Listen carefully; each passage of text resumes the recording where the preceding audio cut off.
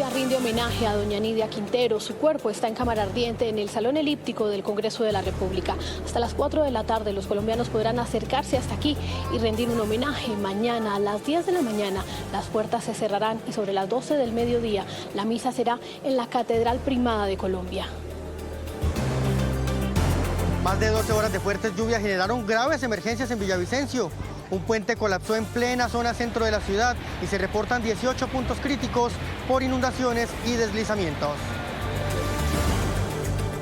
Tristeza, incertidumbre y desolación. Estamos nuevamente en Altos de Oriente, vereda Granizal del municipio de Bello, epicentro de la dolorosa tragedia que ya cobra la vida de más de 20 personas. Sigue la búsqueda de desaparecidos y tenemos testimonios de las personas que acuden temprano en la mañana a tratar de rescatar algunas de sus pertenencias en medio del dolor por la muerte de sus vecinos.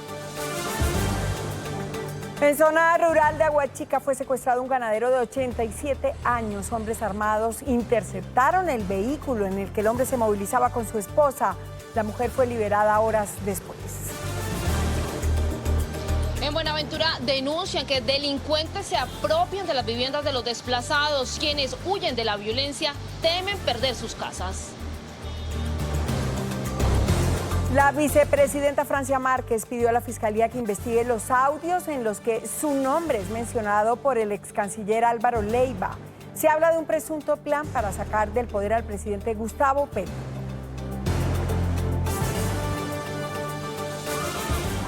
El presidente de los Estados Unidos, Donald Trump, llega al sur de la Florida para inaugurar Alligator Alcatraz, un nuevo centro de detención migrantes criticado por distintos grupos como un campo de internamiento inhumano. Les tenemos todos los detalles en tan solo minutos.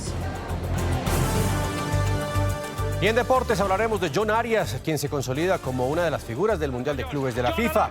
El extremo chocuano fue escogido por los hinchas como el jugador más valioso en 3 de los 4 partidos que disputó y por el comité técnico de la FIFA en los 4 jugados. Su equipo Fluminense disputará los cuartos de final ante el sorprendente Al Hilal de Arabia Saudita. Primero haciendo un toque con el rival. Y llega al canal RCN y Miss Universe Colombia El Reality, un concurso que va a elegir a la mujer que nos va a representar en el próximo Miss Universo. Los espero con los detalles en la información del entretenimiento. Nuestro departamento de la mejor forma.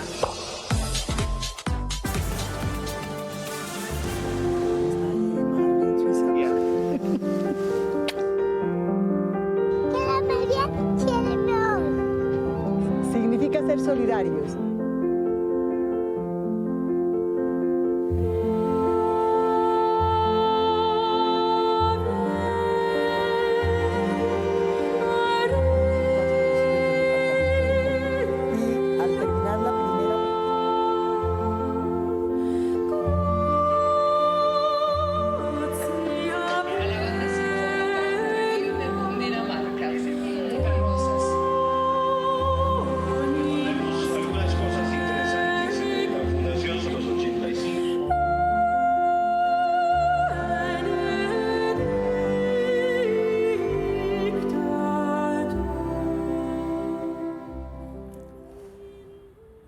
A esta hora Colombia rinde honores a una mujer ejemplar, una mujer que hizo de la solidaridad y el servicio a los demás su objetivo de vida.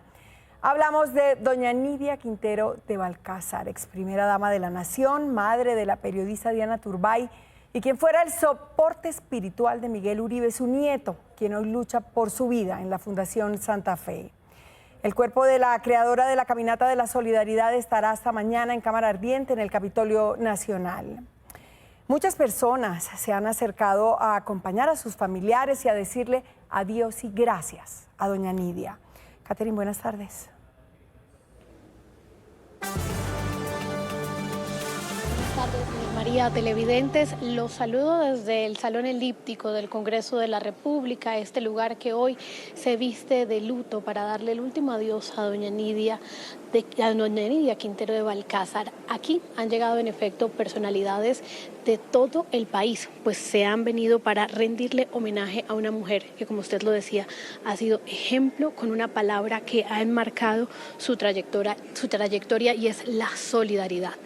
Hemos visto desde obispos de regiones como el Chocó, una de las zonas más importantes en la trayectoria de doña Nidia, donde tal vez empezó toda esta ayuda de solidaridad por Colombia, pero también hemos visto congresistas, líderes políticos y por supuesto su familia, quienes en un momento muy difícil, como bien conoce el país, pues hoy se abrazan en medio de la tristeza por despedir a doña Nidia, quien es mamá, quien es abuela, pero también con la esperanza que se siguen aferrando hoy para mantener con vida a Miguel Uribe. Hemos estado hablando justamente con algunos de los que han llegado hasta aquí esta mañana, que se han marcado sobre todo en recibir a esas personalidades y a esos líderes políticos quienes han tomado minutos de su tiempo para dedicarle un homenaje póstumo a doña Nidia Quintero. El Congreso de la República le rinde un último adiós a Nidia Quintero de Balcázar, ex primera dama de Colombia y fundadora de la Fundación Solidaridad por Colombia. Su cuerpo es velado en el Salón Elíptico, donde familiares, amigos y líderes políticos la despiden con honores. La recordamos con particular amor, ese entusiasmo, las caminatas por la solidaridad, la representatividad como primera dama en todo Colombia fue muy significativa. Alabo y bendigo a Dios por la vida de doña Nidia. La Cámara Ardiente estará abierta hasta el miércoles 2 de julio a las 10 de la mañana y la familia ha invitado a la ciudadanía a acompañar este homenaje que reconoce su legado social. Verdaderamente para nosotros los chocuanos y colombianos, naturalmente, es un legado grandísimo, porque el hecho de que ella haya estado cuando hubo el problema para Tumaco, por supuesto, esta Fundación Solidaridad por Colombia en todos los espacios acompañó a los colombianos en momentos muy difíciles. La misa de exequias se realizará este miércoles a las 12 del mediodía en la Catedral Primada de Colombia y será presidida por el arzobispo Luis José Rueda. Un ejemplo, sobre todo, es la madre de mi gran amigo Julio César Turbay Quintero. La obra de ella yo la he conocido por medio de él, que Julio César me ha contado, el interés tan grande de su madre por la filantropía, y vine a darles el pésame. Y realmente en ella se sentían representadas como todas las mujeres colombianas, una persona de una dulzura excepcional que la mantuvo a pesar de ese contacto con el poder que nunca la descentró. Su fallecimiento se da mientras su nieto, el senador Miguel Uribe, continúa en estado crítico tras el atentado del pasado 7 de junio en Bogotá. Mucho que agradecerle a doña Nidia. En diálogo con Noticias RCN, María Carolina Hoyos, nieta de doña Nidia, habló de las profundas enseñanzas de su abuela, desde el perdón y amor de madre tras el asesinato de Diana Turbay hasta el legado que compartió con todo el país, el de la solidaridad. También afirmó que confía en que interceda en el cielo por la recuperación de su hermano Miguel.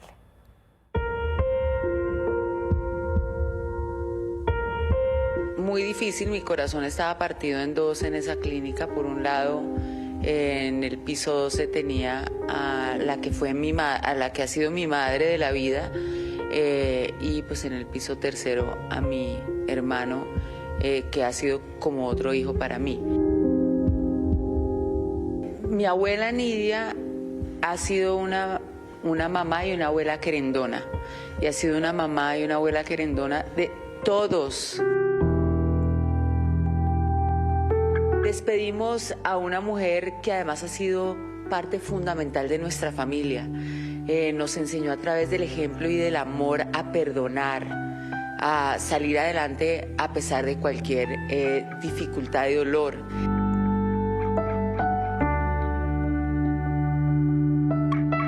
Ella fue la mujer que hizo todo lo imposible para, cuando mi mamá estaba secuestrada en manos de Pablo Escobar, pedir que volviera a casa. Estábamos Miguel, de 4 años, y yo, de 17 años, esperándola en la casa.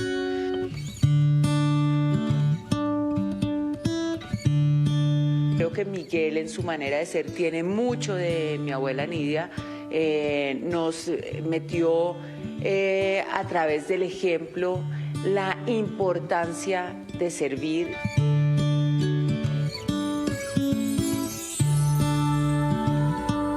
Miguel tiene algo maravilloso y es su capacidad de reponerse ante los momentos difíciles, y creo que en este momento sí que ha sacado su mejor versión en eso. Nuestro milagro cada vez se está formando y en algún momento vamos a poder ver a Miguel saliendo de la clínica acompañado de los suyos.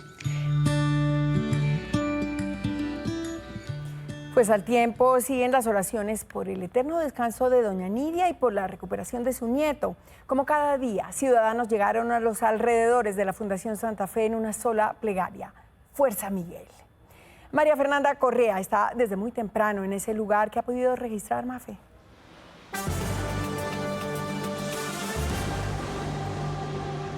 Inés María, televidentes, buenas tardes. Mire, yo quiero hablarle de un detalle lindo y especial con el que amaneció hoy este santuario improvisado que han construido cientos de personas que se acercan y dejan un poquito de su fe, precisamente para orar por la recuperación de Miguel Uribe. Y es que hoy esta imagen, que está acompañada por la frase Fuerza Miguel, amanece o amaneció con la foto de doña Nidia Quintero, su abuela, su mamá de la vida, como se ha referido su hermana María Carolina Hoyos a esta mujer, la dama de la solidaridad.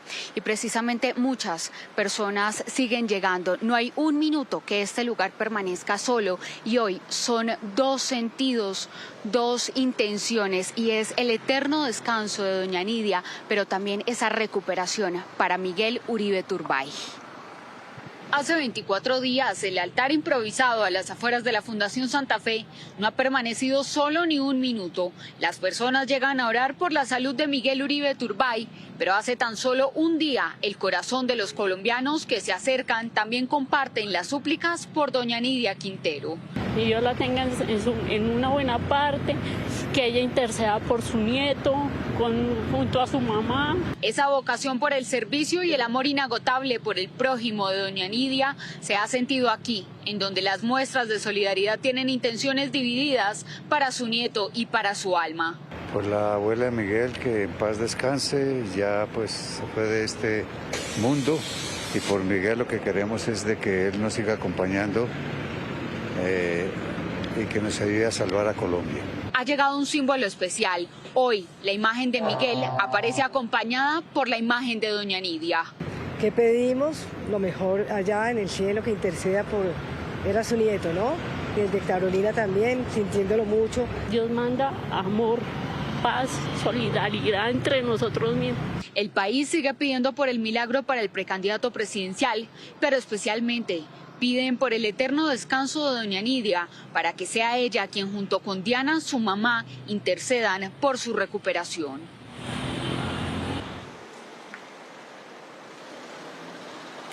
Esas son las voces de todos los colombianos que se acercan aquí también una vez más para elevar sus oraciones por el eterno descanso de doña Nidia Quintero. Pero también tenemos que hablar de ese estado de salud de Miguel Uribe Turbay, y nos lo ha contado aquí en Noticias RCN María Carolina Hoyos, su hermana. Hace pocas horas le dijo a este noticiero que el último parte médico lo recibió de los médicos tan solo anoche, y con una sonrisa en su rostro pudimos ver cómo ella mencionaba que esa recuperación va por buen camino, que va bien. Y no solo eso, contó un detalle especial y significativo en este proceso de evolución. Y lo que dijo María Carolina es que los médicos, el equipo médico, le dijeron a la familia la semana pasada que algunos de los procedimientos que le estaban o que le estarían haciendo al precandidato presidencial se los hacen normalmente a pacientes con sus mismas características 3 meses después. Es por eso que aquí en Noticias RCN vamos a seguir diciendo fuerza Miguel, y por supuesto pendientes a toda la evolución de su condición médica. Ingrid, regreso con usted. Gracias, María Fernanda. 12 del día, 42 minutos. Desde Cali también decimos fuerza Miguel, pero es momento de cambiar de tema e ir a lo que está pasando en las regiones. Porque miren, es muy difícil la situación en Villavicencio. Las fuertes lluvias ya dejan una persona muerta, cientos de personas damnificadas y daños en la infraestructura vial. Estamos en varias regiones donde el agua ya causa estragos y tiene a los organismos de socorro en alerta. Estamos en Villavicencio con James Almanza, también estamos en Antioquia con Juan Fernando Tavares en Florida Blanca con Cristian Díaz y nos acompaña desde Cúcuta Brandon Galvis. Pero empezamos en el departamento del Meta con usted, James, porque tenemos información además del cierre en este momento total de la antigua vía Bogotá-Villavo. Buenas tardes, James. Hola Ingrid, televidentes, muy buenas tardes. Así es, pues yo los saludo desde el sector de Villa Julia, la avenida Alfonso López, en pleno corazón del centro de Villavicencio. Usted lo decía, se afectó la infraestructura. Esto por las fuertes lluvias que han generado en las últimas 12 horas en la ciudad de Villavicencio. Unas lluvias muy intensas que generaron el crecimiento de los principales ríos, entre esos el Caño Parrado, que generó esta gran afectación, este colapso de este puente que une las comunas 1, 2 y 3 de la ciudad de Villavicencio. Pero son diferentes afectaciones, 18 puntos críticos en toda la ciudad. Lo que dicen las autoridades es que son entre deslizamientos e inundaciones. Aún no entregan una cifra consolidada porque en este momento están haciendo los daños y las afectaciones y además el censo de las familias afectadas. En el siguiente informe ampliamos los detalles de esta triste jornada para la capital de Meta. Este es el punto más visible de la emergencia. En pleno corazón del centro de Villavicencio colapsó un puente producto de la socavación del Caño Parrado. Ha colapsado parte de la infraestructura vial en la avenida Alfonso López, que comunica la comuna 1 con la comuna 2, el centro de la ciudad. Pues usted puede apreciar la situación que se está viviendo, una obra que nos afecta la movilidad de la zona, el centro de la ciudad. La furia de las aguas no solo arrasó con el puente, destruyó además varios establecimientos comerciales. Nos tocó sacar todo porque el celador nos avisó como a las 3 de la mañana que el puente se había caído y que la avalancha se había llevado el muro de contención. Es lamentable porque esto es algo que ya se había pronosticado desde hace mucho tiempo. 2, 3 candidaturas antes esto ya lo habían hecho, vinieron y taparon, fue el roto solamente con tierra. Se gastaron 320 millones en solamente echar lonas y tapar el roto. Una persona falleció y centenares de familias están damnificadas por inundaciones tras 12 horas de lluvias continuas. En 18 puntos que prácticamente resultaron afectados, hay como 2 puentes también que resultaron con afectaciones. Un adulto mayor, desafortunadamente por una remoción en masa, fallece. A esta hora se registran cierres en las vías antiguas a Bogotá y Restrepo por deslizamientos. La vía al llano ha registrado cierres intermitentes y pasos alternos. Mire, esta por supuesto es una principal arteria que trae a las personas de todo el departamento de Meta, de la ciudad de Villavicencio, al centro de la capital del departamento de Meta. Lo que están haciendo las autoridades viales es hacer un plan de contingencia para que las personas tomen rutas alternas. De momento están aquí personas de la Secretaría de Infraestructura haciendo una evaluación de daños de lo que pudo ocurrir aquí en este puente, y lo que se dice de manera extraoficial es que tendrían que derribarlo y volverlo a construir. Es la información desde la capital de Meta. Ustedes tienen más en Noticias RCN. Buenas tardes. Pues James, de Villavicencio nos vamos ahora a Bello, en Antioquia, porque una semana después de que parte de la montaña arrasó con un barrio completo, siguen las labores de búsqueda. Hasta el momento son 25 los cuerpos que se han recuperado. Juan Fernando Tavares sigue en la zona donde permanecen los organismos de búsqueda. Juan. Hola, muy buenas tardes. Sí, originamos nuevamente desde Altos de Oriente, en la parte alta de la vereda Granizal, epicentro de esta dolorosa tragedia que ya llega a su 8º día de labores de búsqueda. Hemos hecho un recorrido por la zona de devastación y hemos hablado con algunos de los damnificados. Por ejemplo, uno de los hombres que vivía en esa casa negra. Vimos cómo madrugó esta mañana temprano a sacar algunas de sus pertenencias porque dice y es consciente de que está en zona de riesgo. Otro sinónimo de la desolación, mientras en la parte baja avanzan las labores de búsqueda, es esta ofrenda floral que familiares de algunas de las víctimas pusieron durante el fin de semana con la esperanza de que todos los desaparecidos sean encontrados. En una zona de la emergencia, los socorristas trabajan, buscan en diferentes puntos de la montaña, mientras la maquinaria amarilla acelera la remoción de toneladas de tierra. En otra parte, Wilmar Carvajal y Franklin Betancourt visitan una de las pocas casas que quedó en pie, pero que quedó al borde del colapso. Toca uno irse de acá porque ya la verdad uno acá se siente algo asustado por lo que ha pasado. Hoy madrugaron a sacar la nevera, los cilindros de gas y algunos artículos que necesitan de urgencia. El esfuerzo es grande, llevan una carga pesada como la que les agobia el alma hacia un camino incierto. Ya salimos, perdimos la casita ¿Qué nos queda a nosotros? Ir a este albergue a esperar. ¿Qué hacen con nosotros? Mientras avanzan, hacen pausas para mirar atrás, aún con miedo y sin poder olvidar esa triste madrugada del 24 de junio. Yo ya estoy es como al borde de la locura, Gerard, porque yo me siento muy mal, yo no... Por la noche son pesadillas cuando duermo un ratico, de resto yo soy cualquier ruidito, cualquier cosita, eso me pone alerta porque es que eso si hay un ruido muy feo. Dan gracias por estar vivos, pero los aflige la suerte de sus vecinos. Escuchábamos acá en esta parte de acá una mujer que pedía auxilio. A las 3:20 de la mañana pedía auxilio y salieron unos amigos vecinos acá a mirar qué pasaba cuando se vino la segunda avalancha y todos se perdieron en ese momento. Como ellos, decenas de familias no saben qué les espera. Dios los bendiga, cuídense por favor. Nada más frágil en la vida que la propia vida.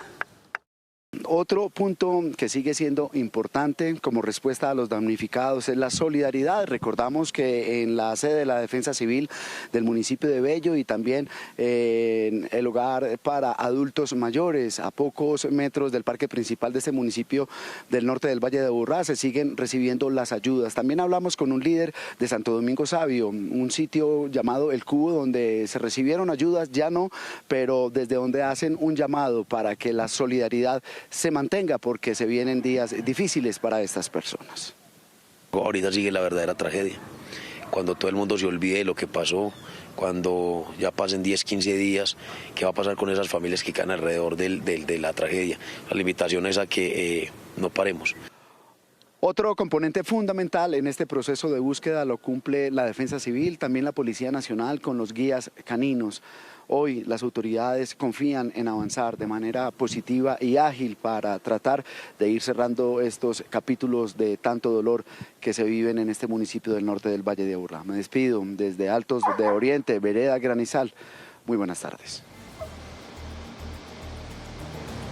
Juan Fernando, buenas tardes. No se pueden dejar solas esas familias afectadas en estos momentos tan complicados. Pero miren, Juan Fernando y televidentes, en Santander también hay alerta porque hay varias viviendas que están en riesgo. Esto debido a una remoción en masa del barrio Asomiflor de Florida Blanca. ¿Qué dicen las autoridades, Cristian, y cuántas son las familias afectadas? Buenas tardes.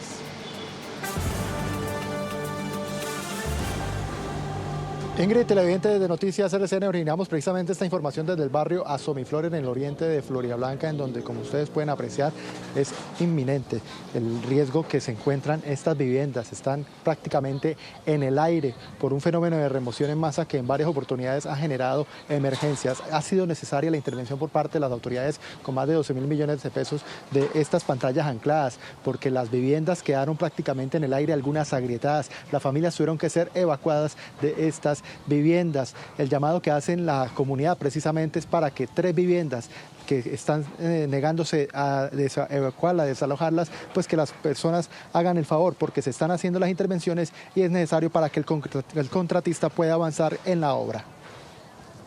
Somos 740 familias. Este es prácticamente la entrada del barrio.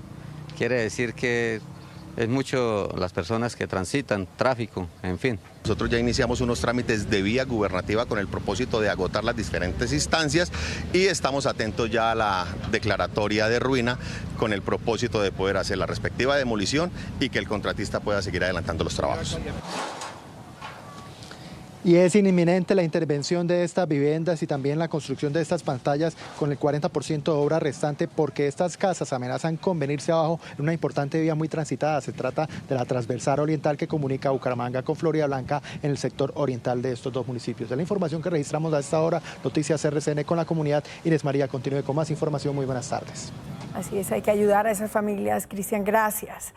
Nos vamos ahora al norte de Santander, donde las lluvias han generado afectaciones en la vía que comunica a este departamento con Arauca. Buenas tardes, Brandon. ¿Cómo se encuentra la movilidad en esta zona?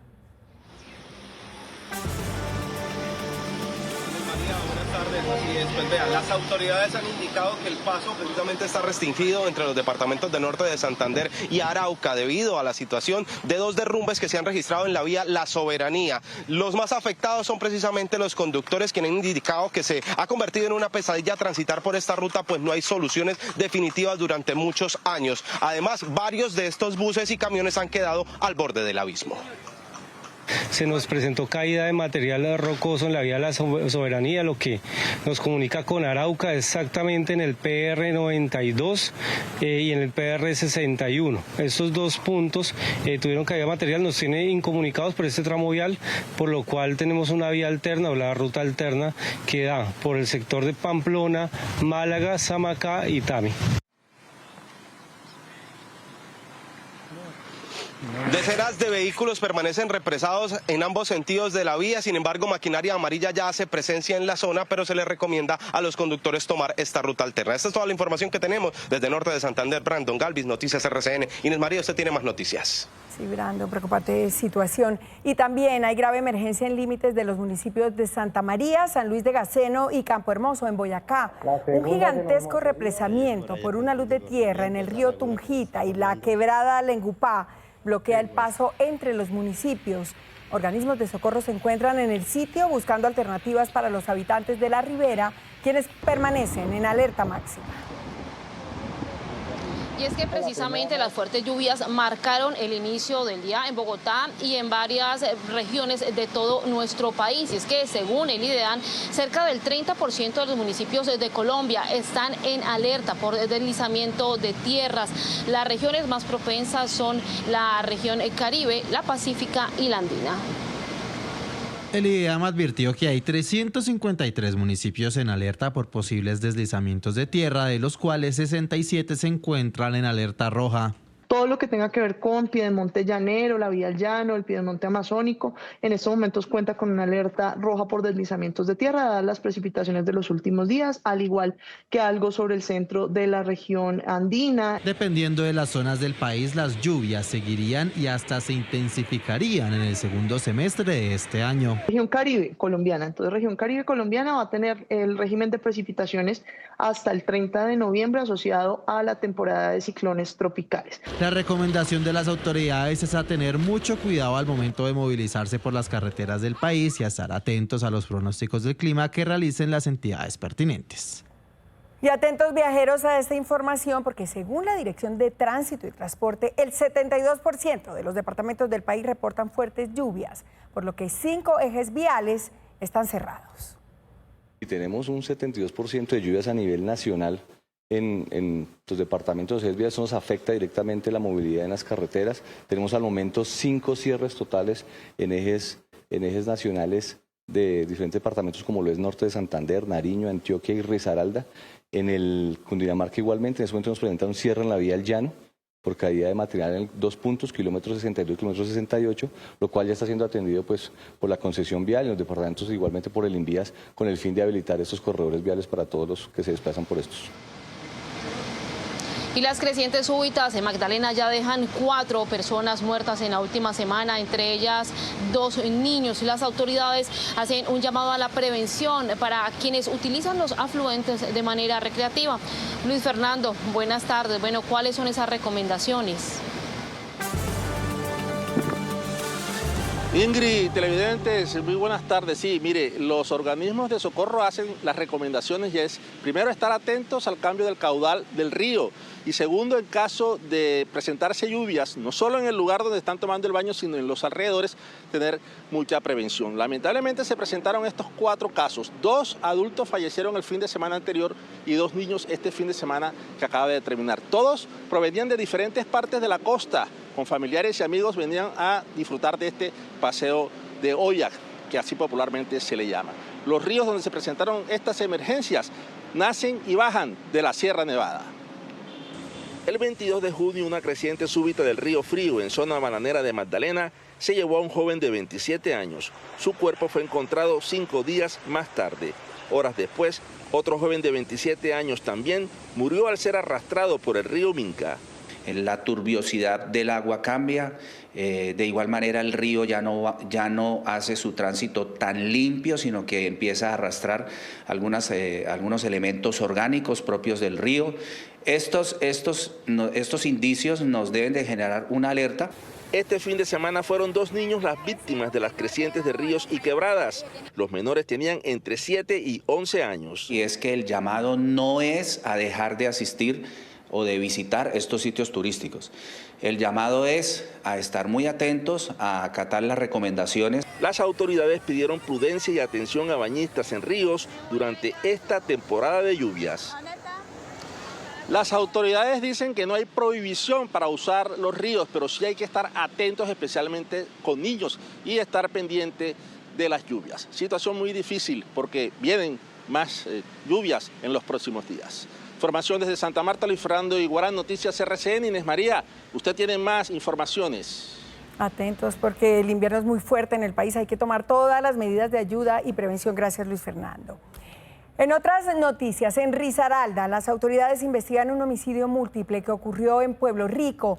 3 personas fueron asesinadas y otras 2 resultaron heridas en medio de una pelea dentro de un establecimiento ubicado en la vía Panamericana, en zona limítrofe con Chocó. Johnny Saavedra, en Pereira, ¿qué más se sabe de esta masacre?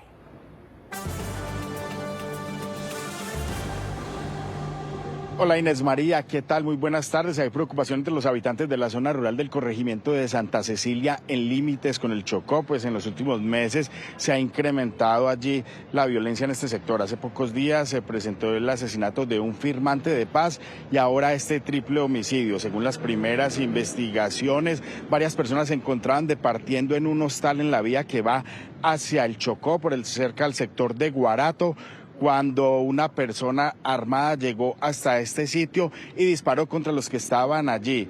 En el hecho murieron 3 personas y otras 2 más resultaron lesionadas. Nos informan que hubo un ataque a unas personas que se encontraban departiendo en un establecimiento comercial en la salida que va del corregimiento de Santa Cecilia hasta Guarato en el Chocó, en la vía nacional.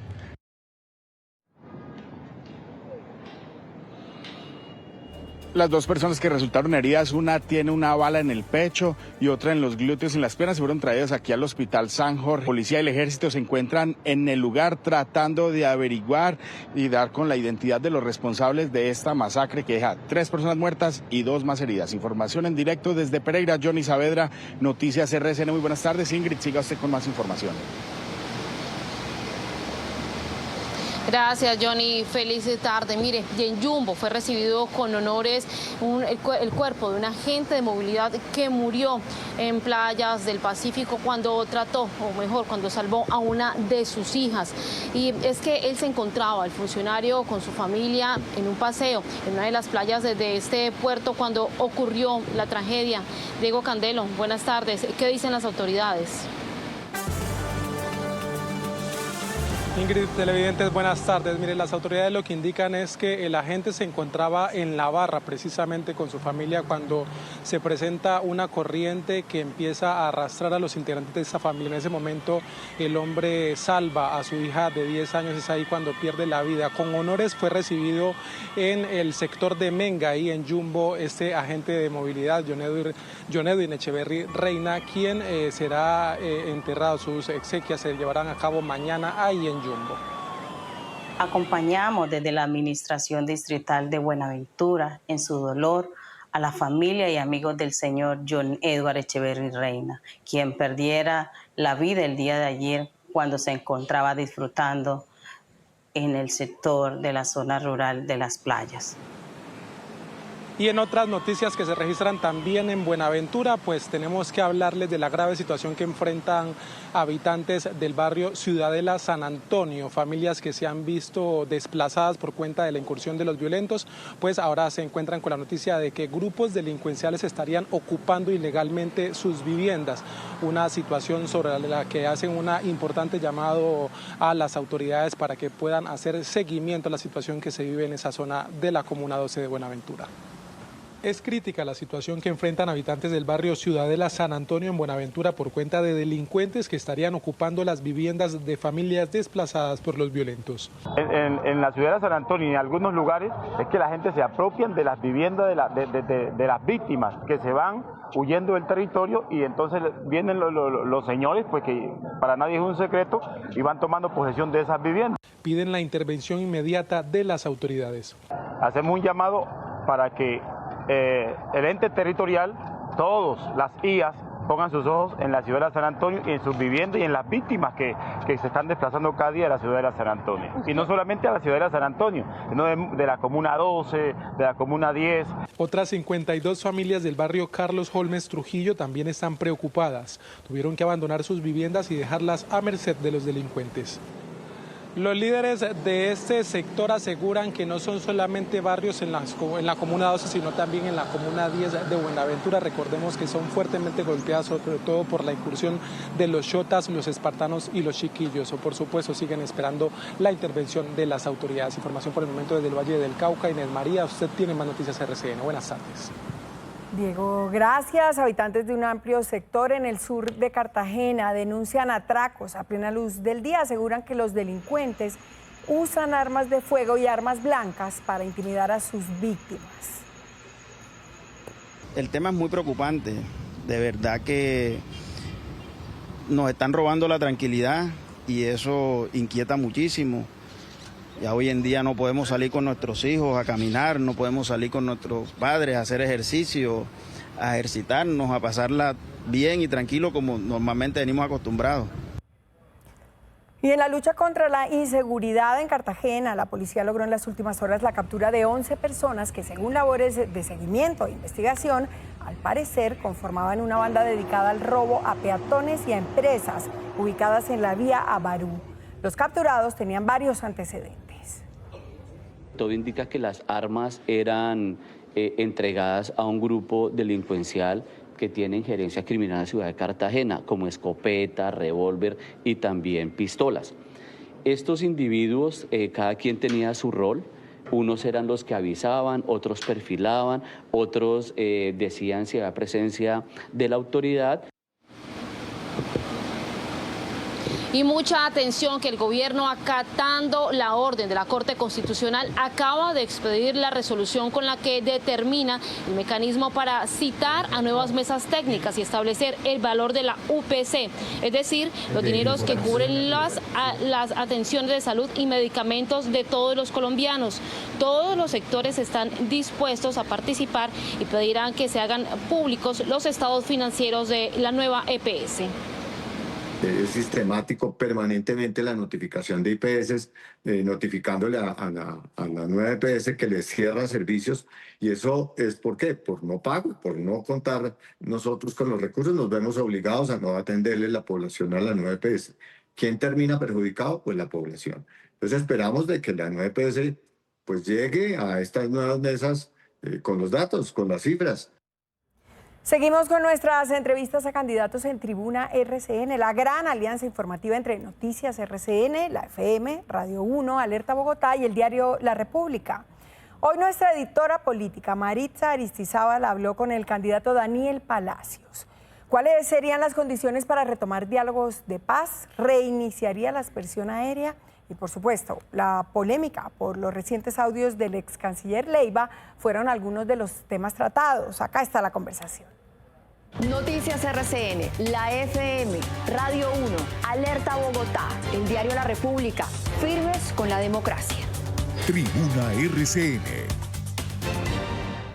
Esto es Tribuna RCN, hoy con Daniel Palacios, el exministro del Interior de la era Duque, quien ha decidido lanzarse a la arena electoral. Candidato, bienvenido. Buenas tardes, Maritza. Un saludo muy especial para ti y para toda la audiencia.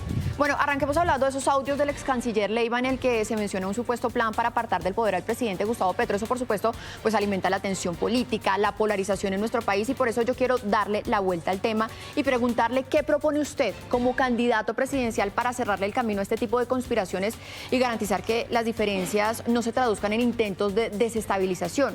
¿Cómo blindar la democracia para que eso, por ejemplo, signifique respeto por la voluntad popular en 2026? Maritza, nosotros hemos dicho de manera clara que nuestra primera premisa es que pensar diferente no nos puede convertir en enemigos. Los únicos enemigos de Colombia son los que están por fuera de la ley o pretenden poner en riesgo nuestra democracia. A ellos son a los que tenemos que combatir con toda la determinación, con toda la firmeza y con toda la autoridad. Es muy importante que respetemos las reglas de juego. Si se respetan las reglas de juego, garantizamos la paz política. cuando respetamos la Constitución, cuando respetamos la ley, cuando respetamos la independencia de los poderes. Eso permite que se pueda ejercer la democracia y la elección con tranquilidad y con garantías. Mire, pasemos al tema de seguridad y defensa. ¿Cuál debe ser la estrategia del gobierno frente a las disidencias, frente al Clan del Golfo, al ELN? ¿Hasta dónde iría usted en la confrontación armada y en dónde se debe abrir el camino para el diálogo o la negociación? Tenemos que tener claro que los enemigos de Colombia son los que están por fuera de la ley. Y con los que están por fuera de la ley no se negocia. Se combaten con autoridad, con firmeza, con determinación. Frente a los criminales tienen dos alternativas. O se someten, se desmovilizan o van a sentir la capacidad, el poderío de nuestra fuerza pública. A la fuerza pública hay que liderarla. Y por eso, frente a organizaciones como el Clan del Golfo, como el ELN, como las FARC, estas organizaciones criminales que también envenenan a nuestros jóvenes con el microtráfico, el robo de celulares, solamente cabe mano dura, autoridad, porque no podemos seguir en un país que le da beneficios a los delincuentes, que los justifica. Aquí tenemos que preocuparnos es por el ciudadano honesto y trabajador, a él defenderlo y al criminal perseguirlo. Sí, mire, en este momento Colombia enfrenta la amenaza real de la desertificación por parte de los Estados Unidos. ¿Cuál sería su política antidrogas y cómo enfrentaría ese golpe diplomático y económico en caso de ser presidente? Pues hoy estamos enfrentando las consecuencias de una política débil, de una política complaciente con la delincuencia, con la política del amor al criminal, que lo que ha permitido es el fortalecimiento de las estructuras criminales que además se abastecen del narcotráfico, que les da la capacidad de generar zozobra y terror en el territorio colombiano. Por eso, la lucha contra el narcotráfico tiene que ser clara, tiene que ser contundente, dejar de justificar al delincuente. Hoy en Colombia no existe ninguna razón para que una persona haga parte de un grupo armado, de un grupo delincuencial. Y por eso tenemos que trabajar no solamente en combatir al narcotraficante y al que se dedica al microtráfico, sino también en la erradicación, que ha sido una política de este gobierno no erradicar ni manual ni aspersión aérea, y eso nos lleva a malas relaciones con los Estados Unidos. Por eso, en un gobierno de Daniel Palacios hay que luchar contra la criminalidad, contra el narcotráfico, contra el microtráfico y trabajar de la mano de países como Estados Unidos para poder lograrlo. Sí, y esa lucha incluiría, por ejemplo, la aspersión aérea con glifosato. Creo que todas las herramientas que tengamos a nuestra disposición deben ser implementadas. Lo que ha pasado de estar en más de 270.000 hectáreas, de que nuestras calles estén llenas de droga, envenenando a nuestros jóvenes, alimentando la criminalidad, no lo podemos soportar. Por eso todo lo que sea necesario para combatir el narcotráfico debe estar puesto sobre la mesa. Mira, finalmente le quiero preguntar por su estilo personal. ¿Usted es más duquista o es más uribista? ¿Y qué errores de esos gobiernos no repetiría? Nosotros hemos embarcado en este camino de rescatar a Colombia a través de un movimiento independiente. Rescatemos a Colombia. Y estaremos recorriendo el país, recogiendo firmas, hablando con todos los colombianos en los barrios, en las calles, en los pueblos, en las veredas, mostrándole estas tesis y esta convicción con coherencia, con capacidad de resolver los problemas de los colombianos y combatir a la criminalidad. Al presidente Duque le tengo gratitud, aprecio por haberme nombrado el ministro del Interior más joven que ha tenido Colombia. Y al presidente Uribe, quien lo acompañé durante mucho tiempo, más de 20 años, inclusive como su secretario privado, solo gratitud y admiración. Pero esta campaña es de Daniel Palacios, es una campaña independiente que pretende sumar a todos los colombianos, que estemos mamados de que le estén dando beneficios a los delincuentes, que estemos mamados de un gobierno débil frente a la delincuencia y que queremos un gobierno que proteja al ciudadano honesto y trabajador, que genere más y mejores oportunidades y que genere el avance de Colombia y que nos saque de esta horrible noche en la que estamos, gracias a los resultados del gobierno liderado por Gustavo Petro. Pues al candidato Daniel Palacios, muchísimas gracias por aceptar esta invitación, a la gran alianza informativa de Tribuna RCN, por pasar por los micrófonos de la FM, de Alerta, de Radio 1 y de Noticias RCN. Mañana además nos vamos a leer en el diario La República. Muchas gracias, Maritza, y un saludo muy especial a RCN por brindar estas oportunidades para expresar nuestras ideas de cómo rescatar a Colombia. 1:12 p.m, hora de conectarnos con nuestros colegas de RCN Radio y la FM que están hablando de una nueva ley que estudian en Filipinas, una licencia para quienes tienen problemas sentimentales. Escuchamos al equipo de Radio Red. Una mirada diferente. Hola, estábamos conversando aquí en una mirada diferente de países que ya están empezando a legislar sobre un tema bien interesante y qué tan pertinente podría ser esa situación aquí en Colombia. Vlado, estamos hablando de legislación para la tusa o para problemas sentimentales, ¿no? Así es, Juan ¿Cómo Manuel. Imagínense que un proyecto en Filipinas propone otorgar días libres, o sea, licencia a los empleados para afrontar una ruptura amorosa. Ellos dicen que esa licencia puede favorecer a las personas porque mejora la productividad en la medida en que cuando están trabajando, porque una persona con una tusa o un desengaño, una ruptura, pues no va a trabajar al ritmo que debería. Entonces es mejor que se tome esos días de descanso, y eso ya se está haciendo también en otros países donde se está proponiendo que haya una baja justificada para afrontar estas situaciones. ¿Ustedes qué piensan? Yane, Kelly, Vlado y Yo obviamente, no sé. por supuesto, quienes nos están viendo, ¿hay que legislar también? ¿Puede usted tener un bajonazo laboral como consecuencia de un despecho, por decir algo? Yo pienso que eso depende, tiene que haber una conciliación más que legislar entre patrono y la persona. Yo por lo menos en Tusas trabajo como una loca. Yo no permito descansos, no me doy esa tregua, me la doy en mis espacios de fines de semana porque me enloquezco. Se deja uno llevar de los pensamientos, de la lloradera, de si me llamó, si no me llamó, si no me escribió, si lo bloqueo, me desbloquea. Entonces, no. Yo he tenido problemas, episodios, y simplemente con mis jefes he tenido, mire, regálame un día, o este fin de semana no, o mire, póngame a trabajar como una loca porque lo que necesito es eso. Pienso que más que una legislación, Juan, es un acuerdo. Un acuerdo. Y que el jefe vea, usted está mal, así, es que mire, peleé con mi novio, me agarré con mi marido, no sé qué. Relájese. No, mándeme a viajar, póngame a hacer algo. A mí sí me gusta la idea, ¿sabes, Yane? Lo de legislar, porque uno a veces no tiene en cuenta ese tipo de cosas, y es que en la vida real pues pasa eso. Usted no quiere trabajar, no quiere saber de nadie, se quiere poner a llorar, se quiere sentar. Entonces, la tragedia que viene con el corazón roto, pues yo estoy de acuerdo. Ahora, no sé cómo se daría la licencia, porque ¿cuánto sabe uno que le dura la tusa? 3 días, 4 días, ese es el rollo. Un año. O meses. Un año. ¿Y usted, Vlado, usted cree? No, yo creo, yo no estoy de acuerdo con Yane que entonces uno se pone a trabajar para olvidarse del tema, porque eso es patear el balón para adelante. No es olvidar, es manejar. Ajá. No, yo creo que uno no puede aplazar el tema porque en algún momento se va a encontrar. Entonces el fin de semana que está de descanso se va a poner a berrear lo que no, y el lunes va a amanecer peor para volver al trabajo. No, yo creo que es bueno, me parece que es una medida adecuada, porque hay personas, no a todo el mundo, pasa como con la regla. Hay mujeres a las que no les pasa nada y dicen, ay, entonces ¿para qué licencia por tema de la regla? Hay otros que no, sí, y hay yo otras la a las que sí. Entonces, no, yo creo que si la persona cae en una situación de esas, lo correcto o lo recomendable sí es que se tome un tiempo, que piense, que planifique, que aterrice en su nueva realidad, porque indudablemente eso no lo va a dejar trabajar tranquilamente ni concentrado. Yo digo que depende de cuántas tusas al año tenga usted.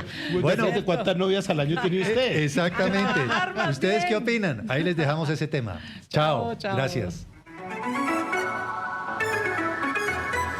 Una mirada diferente. Bueno, es un tema... Gracias por seguir con nosotros. El gobierno frenó la extradición a Estados Unidos de Willington Henao Gutiérrez, alias El Mocho Olmedo, jefe del Frente 33 de las disidencias de las FARC y quien hace parte de la mesa de negociación de paz de esa estructura. El presidente Gustavo Petro se refirió a esta decisión.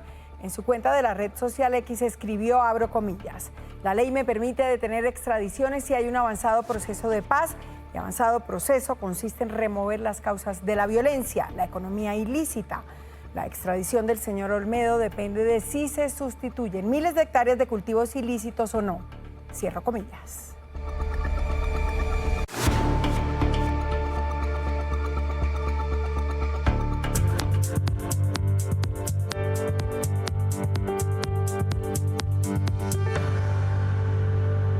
En medio de la cuarta Conferencia Internacional de Financiación para el Desarrollo organizada por la ONU, el presidente Gustavo Petro rechazó el supuesto plan de conspiración contra su gobierno. Además, dijo que todos los implicados deberían ser investigados. Desde Sevilla, donde participa en la Conferencia Internacional sobre Financiación para el Desarrollo, el presidente Gustavo Petro habló sobre los audios publicados por el diario El País de España sobre una supuesta conspiración liderada por su ex canciller Álvaro Leiva Durán para sacarlo del cargo.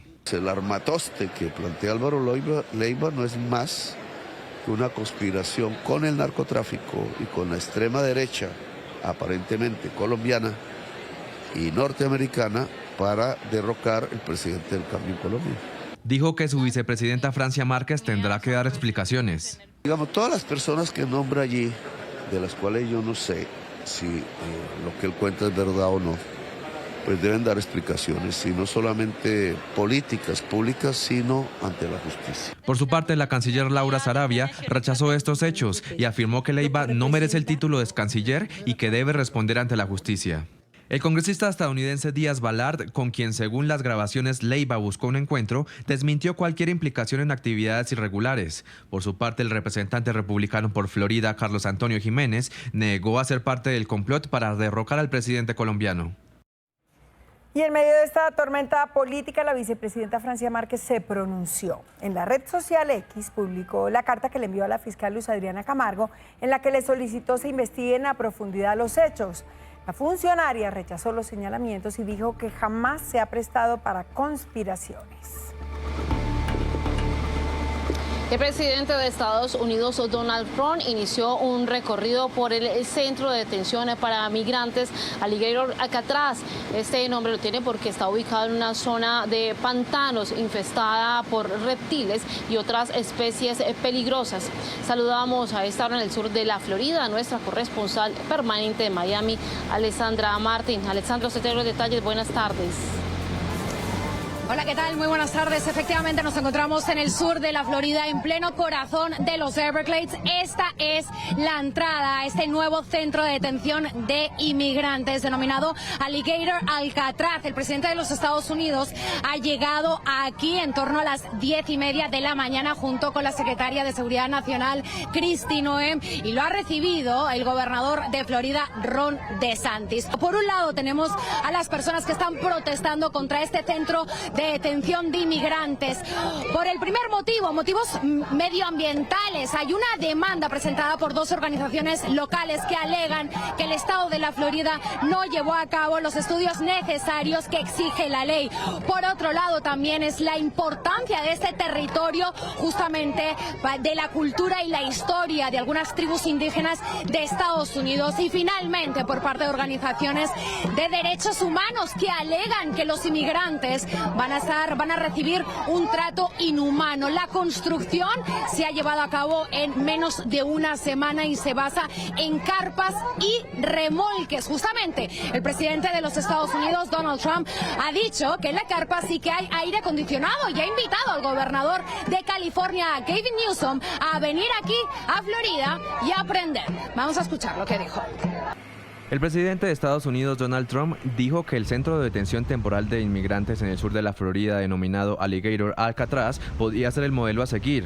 Y simplemente estamos haciendo recorridos por las áreas donde se alojan y las áreas donde está el personal médico. El mandatario se reunió con el gobernador de Florida, Ron DeSantis, quien dijo que el estado ofrecería a la Guardia Nacional para que actúen como jueces de inmigración.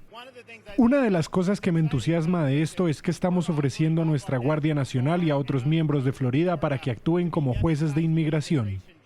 El centro de reclusión de migrantes recibió su nombre debido a su ubicación remota en los Everglades, un humedal subtropical repleto de caimanes, cocodrilos y pitones que proporciona barreras naturales que requieren una seguridad mínima, según la administración Trump. Estaremos muy al pendiente al desarrollo de esta inauguración de este centro de detención de inmigrantes denominado Alligator Alcatraz. Soy Alessandra Martín, regreso con ustedes a los estudios. Bien, Alexandra. Y el presidente de Estados Unidos, Donald Trump, inicia un recorrido por el centro de detención para migrantes. Entonces, muchas gracias por toda esa información que nos acaba de dar. Por otro lado, Donald Trump logró una importante victoria este martes con la aprobación por estrecho margen en el Senado de su colosal proyecto de ley de presupuestos que incluye fondos para su política migratoria, exenciones fiscales y recortes a la cobertura médica. Los detalles con nuestro corresponsal permanente en Washington, Roberto Macedonio. Roberto, adelante. Sí, ¿qué tal? La Big Beautiful Bill ha salido adelante, pero eso sí, en una ajustadísima votación, tan ajustada que el vicepresidente J.D. Vance tuvo que acudir en la mañana de hoy al Senado para desempatar, porque los senadores habían emitido 50 votos a favor y 50 en contra. Cuando hay un empate de este tipo, es el vicepresidente quien tiene la última palabra. Por eso, la ley fiscal de Donald Trump sale adelante y da un respiro a la Casa Blanca, pues se trata de su medida estrella. Implica importantes recortes fiscales, pero también la aprobación de un nuevo impuesto, por ejemplo, a las remesas, al dinero que los inmigrantes envían a sus países de origen, entre ellos México o Colombia, entre otros. Una ley que ha contado con críticas también dentro del propio Partido Republicano. Uno de los más críticos con este proyecto fiscal, Elon Musk. Así criticaba la Big Beautiful Bill antes de que el Senado le diera luz verde, con este mensaje en redes sociales al que el propio Donald Trump respondió. Elon podría recibir con diferencia más subsidios que cualquier otra persona en la historia, y sin subsidios probablemente tendría que cerrar y regresar a Sudáfrica. Se acabaron los lanzamientos de cohetes, los satélites y la producción de coches eléctricos, y nuestro país ahorraría una fortuna. Este proyecto fiscal todavía tiene que volver de nuevo a la Cámara Baja, donde será previsiblemente ratificado. No hay una fecha exacta para que eso ocurra, pero Donald Trump ha pedido que sea antes del 4 de julio. En Washington, Marco Granda y Roberto Macedonio, Noticias RCN. 10º Congreso Empresarial Colombiano de la ANDE, en Cartagena, del 13 al 15 de agosto. Infórmese en www.andi.com.co. 1:49 a.m. Hay quienes señalan que el trámite del fin de semana, toda la discusión que tuvo que ver con la reforma pensional, no subsanó el error por el que la Corte Constitucional devolvió el proyecto. Por el contrario, aseguran que le sumaron otro vicio al proyecto por no hacer al pie de la letra lo que ordenó el alto tribunal.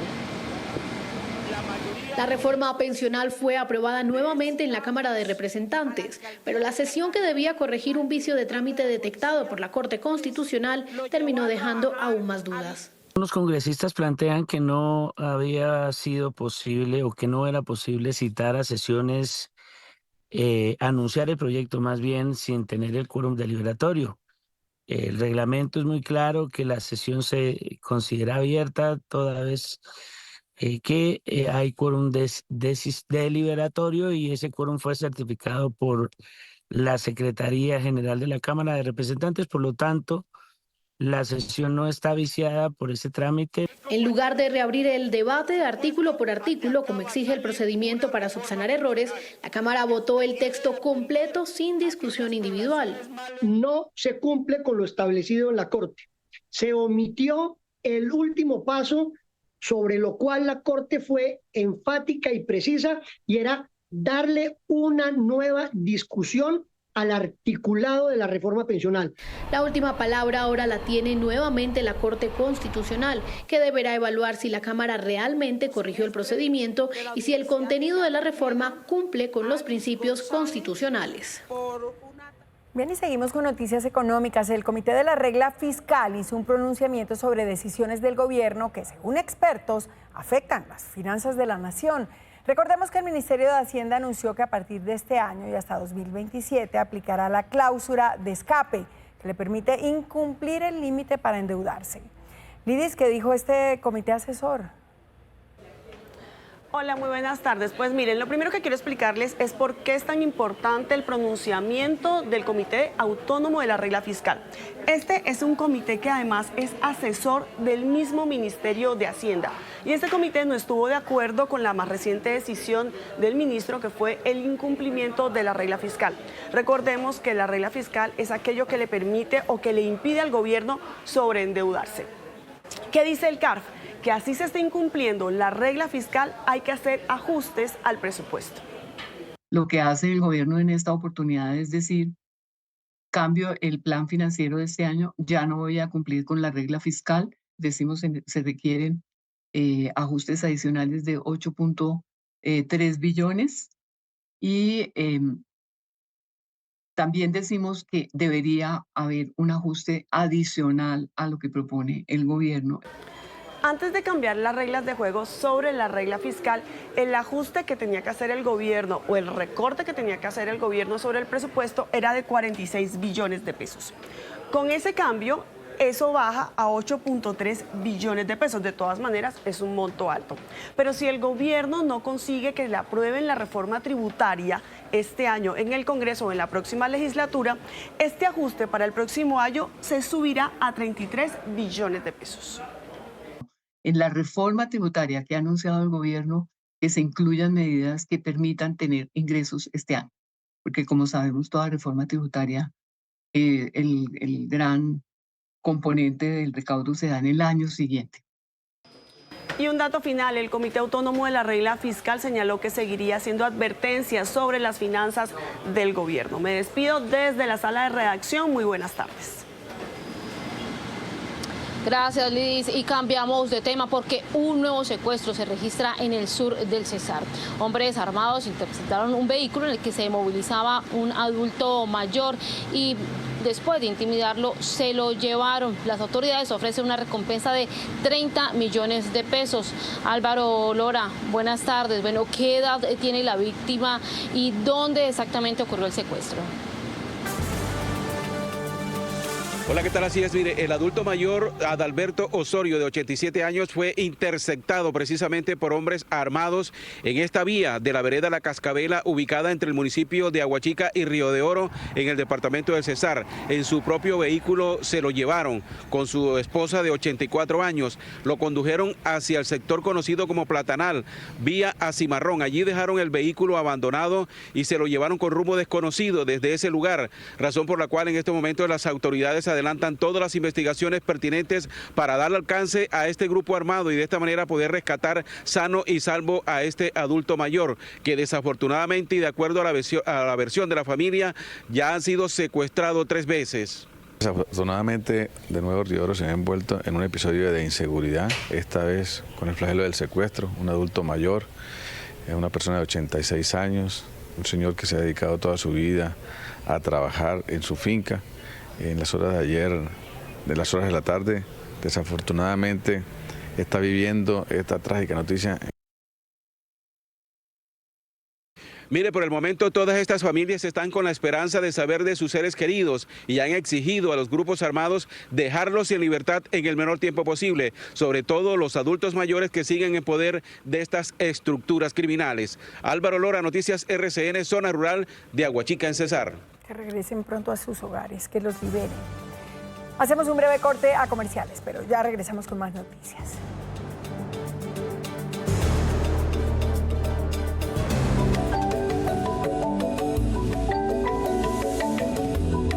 La tercera clave, el amor propio.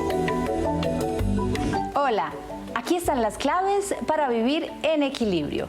Y las 3 de hoy nos van a ayudar a evitar el síndrome del desgaste laboral o burnout.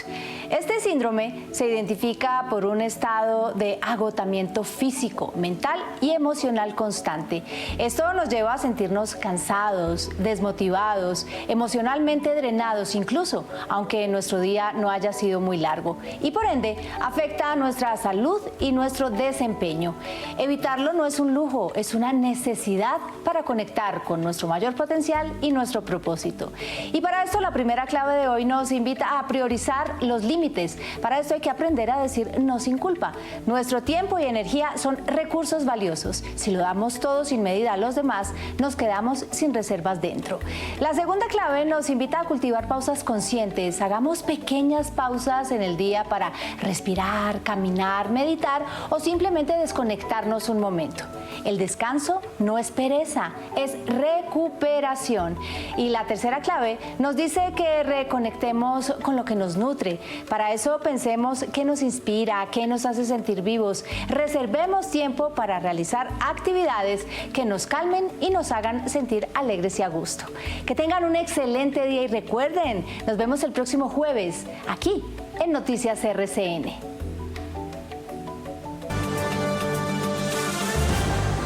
Gracias por seguir con nosotros. El concejal de Bogotá, Daniel Briceño, denunció un nuevo contrato firmado por el Ministerio del Interior con la empresa 472, con el fin de contratar tarimas, sonido y la logística de eventos, que también incluye temas como alimentación y transporte. El nuevo contrato es cercano a los 12.000 millones de pesos, por lo que en total son más de 100.000 millones de pesos los que el gobierno habría destinado para la promoción de eventos a través de la empresa estatal 472. Con esto ya son más de 100.000 millones de pesos en menos de 15 días que ha adjudicado tanto la Presidencia como el Ministerio del Interior para hacer eventos que terminarán siendo esos eventos y esos encuentros del pueblo, en donde Gustavo Petro y desde la Presidencia de la República van a seguir haciendo política por todo el país. Y grave caso de maltrato animal en Barranquilla. Habitantes del barrio Villa Carolina encontraron una trampa para pájaros en un sector enmontado.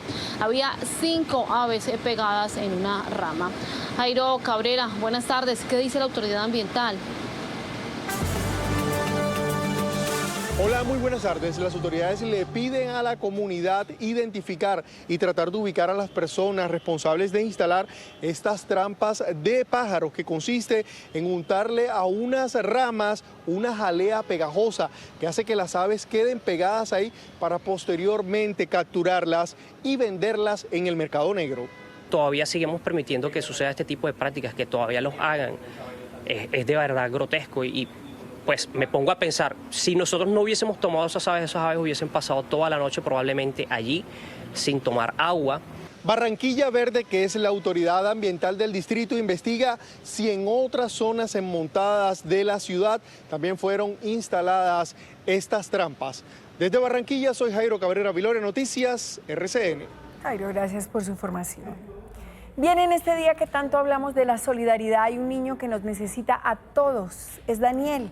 Desde su nacimiento padece parálisis cerebral y en India, con un tratamiento experimental, ha tenido mejorías importantes. Sus padres quieren volverlo a llevar, pero no cuentan con los recursos. Tal vez con este informe, muchos de ustedes, nuestros solidarios televidentes, lo puedan ayudar. Para entender el significado del amor incondicional hay que observar todo lo que han sido capaces de hacer Edgar y Laura por su hijo Daniel desde su nacimiento. Ella no está siendo monitoreada, entró en un paro. Cuando se dan cuenta que está en paro, mientras le hacen cesárea, RCP y logran sacarlos, Dani pierde 20 minutos de oxígeno junto con ella. Él queda con un diagnóstico de parálisis cerebral. Daniel tiene hoy 3 años. Eso mismo cumplen sus padres, de aferrarse a su amor, al sueño de verlo disfrutar su vida. Porque la parálisis cerebral enmarca muchas discapacidades al mismo tiempo. No ver, no escuchar, no aprender, no crecer, no engordar. La búsqueda constante los llevó a encontrar un tratamiento experimental que dicen ha dado muy buenos resultados en su hijo. Estamos solicitando ayuda para poder llevar a Daniel a la India a un tratamiento experimental llamado Cytotron. Daniel ya ha ido 2 veces y entonces él ya puede ver, ya puede escuchar, está grandecito, está gordito, está aprendiendo, gracias a Dios. Él reconoce a su mamá, reconoce a su papá. El tratamiento es una esperanza y tienen una tercera oportunidad. El tratamiento en la India es gratuito. Lo único que ellos te piden es que llegues hasta allá. En otras ocasiones que hemos ido nos gastamos alrededor de 85 millones. Nos está haciendo falta 8 millones para poder cumplir con el presupuesto. Solo el amor de papás es capaz de aguantar, de impulsar y de lograr todo lo que se proponen para sacar adelante a Daniel. Por supuesto, hay que ayudar a Daniel. Pero mire, cambiemos de tema porque ¿qué tanta leche consumen los colombianos? Un estudio de Asoleche reveló que bajó no solamente el consumo de leche, sino también el de los productos derivados. Las recomendaciones médicas serían algunas de las principales razones.